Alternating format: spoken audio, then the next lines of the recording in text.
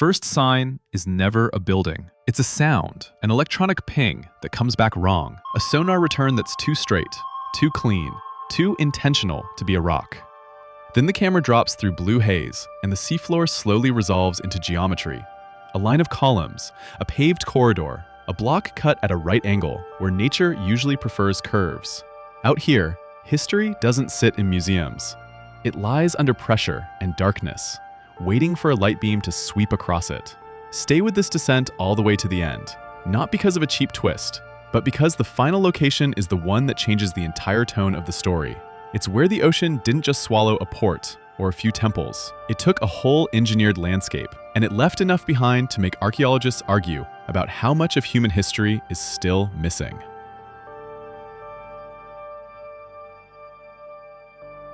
Most ancient people lived close to water. Coasts were highways, rivers were supply lines, and harbors were the beating hearts of trade. When sea levels rose after the last ice age, shorelines moved, quietly in some places, violently in others. Earthquakes, subsidence, tsunamis, and storms finished the job in a single night for unlucky cities. The result is brutal and beautiful. Entire districts sealed in sand and silt like time capsules. Underwater archaeology doesn't work like a land dig. You can't just brush away dirt for weeks. Visibility changes by the minute. Currents erase your careful work, and every artifact has to be documented fast before it's disturbed. That's why the revolution didn't start with divers. It started with mapping. Side-scan sonar, multi-beam surveys, magnetometers, ROVs. Tools that can see shape before anyone touches it. And once you've seen a street grid under the sea, you never forget it. Hold your breath for the first city, because this one is real, confirmed, and so dense with finds that it feels like a myth that accidentally became evidence. Thonis-Heracleion, Egypt's city that slipped sideways. Off Egypt's coast, in Abu Qir Bay, lies the kind of discovery that makes the ocean feel like a liar. Thonis-Heracleion wasn't a small fishing village. It was a major port, an entry point to the Nile world, layered with temples, canals, and monumental sculpture. When underwater teams began mapping the bay in detail, they didn't find a single ruin. They found a drowned cityscape, massive statues, inscribed stela, building blocks scattered like a dismantled cathedral, and an underwater industrial density of anchors and ship remains that screams commerce. The haunting part is how physical the place still feels. Not some stones underwater, but the impression of a living port paused mid-motion. Religious processions, cargo moving through canals, priests managing temple wealth, sailors docking at quays. And then the ground gave way. The Nile Delta is a restless place. Sediment shifts, land compacts, and earthquakes can turn solid districts into slurry. In a slow-motion collapse, sections of the city sank, were covered, and stayed covered. But don't surface yet, because the next site is where the argument starts. Not about whether it's underwater, but about whether nature built it or hands did. Yonaguni, the staircase that started a war of explanations. Off Japan's Yonaguni Island, the seafloor drops into terraces that look like architecture. Stepped platforms, sharp corners, long, flat faces that resemble walls. Divers swim along edges that feel like staircases. Cameras glide over surfaces that appear carved, not broken. And then the debate hits you. Is this a monument, or is it geology playing a cruel trick on the human pattern-seeking brain? This is why Yonaguni refuses to fade. If it were clearly natural, the story would end. If it were clearly man-made, the story would be simple. Instead, it sits in the uncomfortable middle. Photogenic enough to be convincing, ambiguous enough to be fought over. Some argue the shapes match fractured sandstone, and the clean angles come from the way rock splits along plains. Others point to details that feel deliberate, to alignments, to features that look like roads or platforms. Even if Yonaguni turned out to be entirely natural, it still matters, because it reveals something about us. Once you've seen architecture underwater, you can't unsee it. And that hunger to confirm the impossible is exactly why the next city hits harder, because it's not debatable. Keep going. The next one is so intact that it reads like an aerial map, except you're swimming over it. Pavlo Petri, a street plan under clear water. Near the southern Greek coast lies Pavlopetri, a submerged city shallow enough that sunlight reaches the stones. It's not a handful of scattered ruins, it's a layout, building foundations, courtyards, streets, and rooms you can trace as if someone poured the city into the sand. That's what makes it terrifying. Underwater, you expect brokenness. Pavlo Petri offers order. This site has been mapped carefully, and the mapping itself is part of the story. Photographers and archaeologists used high-resolution imaging to build a detailed plan of the city's footprint, revealing how people lived, moved, and worked. The shapes aren't grand monuments, they're domestic. That's the punch. It's not that a temple fell into the sea. It's in fact a community that did. Earthquakes in this region are not theoretical. A shift in the wrong century can lower a coastline enough for waves to claim it. And once a city is underwater, it doesn't need to be destroyed to be erased. It only needs to be forgotten. Now, the descent steepens. Literally. The next chapter goes deep, into a sea where oxygen disappears and the past survives in a way that feels impossible. The Black Sea, where wood shouldn't survive, but does. There are places in the ocean where the usual rules break. In parts of the Black Sea, deeper waters are low in oxygen, creating conditions that can preserve organic material far longer than you'd expect.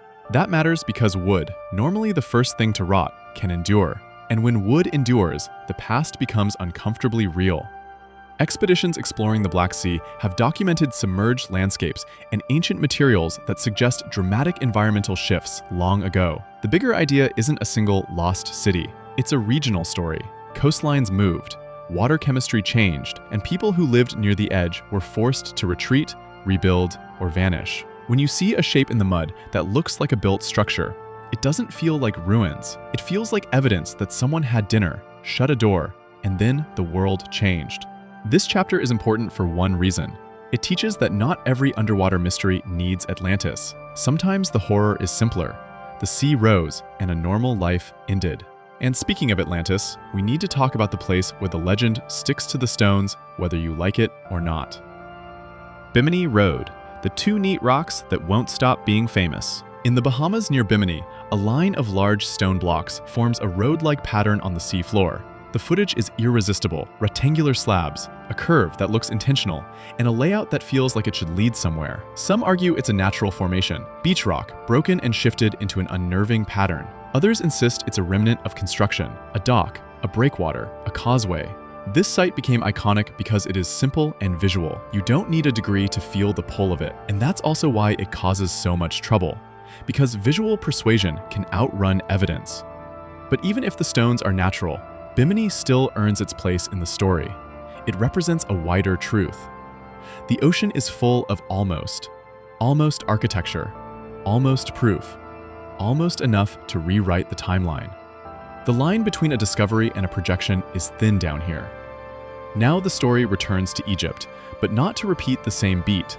This time it's about scale, about the parts of a drowned city that hint at a much larger engineered system, and why that matters more than any single statue. Back to Thonis-Heracleion, the underwater temple district effect. Here's the part that makes Thonis-Heracleion more than a headline.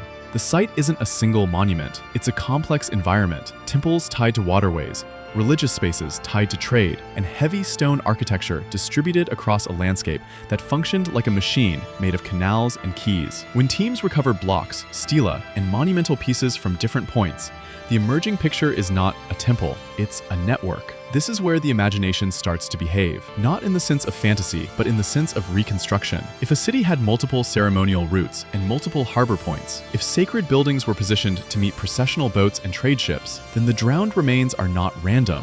They're the broken outline of a designed economy, a designed faith, a designed city. Don't click away now. The ending isn't a single, bigger ruin. It's a shift in perspective.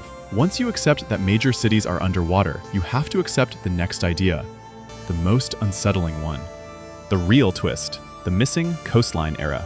The most shocking part of underwater archaeology isn't a staircase, a statue, or a road of stones. It's the implication that vast portions of early human settlement, coastal life, early trade, early movement between regions are missing from the land-based story because the coastline itself moved. If the shoreline you're standing on today is not the shoreline your ancestors lived on 8,000 or 10,000 years ago, then no evidence becomes a dangerous phrase. It means there may have been harbors before we expected harbors, networks before we expected networks. Towns erased so cleanly we mistook the silence for non-existence. Under the sea, the past doesn't just hide, it relocates. When people say the ancient world is lost, they imagine sand swallowing temples, jungles eating stone, time grinding everything down. But a different kind of forgetting happens quietly offshore. The sea doesn't always destroy. Sometimes it archives. It locks cities under silt, cools them, darkens them, and keeps them just out of reach, close enough to map, hard enough to touch, impossible to fully recover without disturbing what preserved them in the first place. So the next time you hear there's no proof, remember that the planet's biggest library is underwater, and we've only opened a few pages. If this dive held you, say which site you want to explore next, and whether you think the ocean is hiding more cities or hiding the earliest chapters of civilization itself.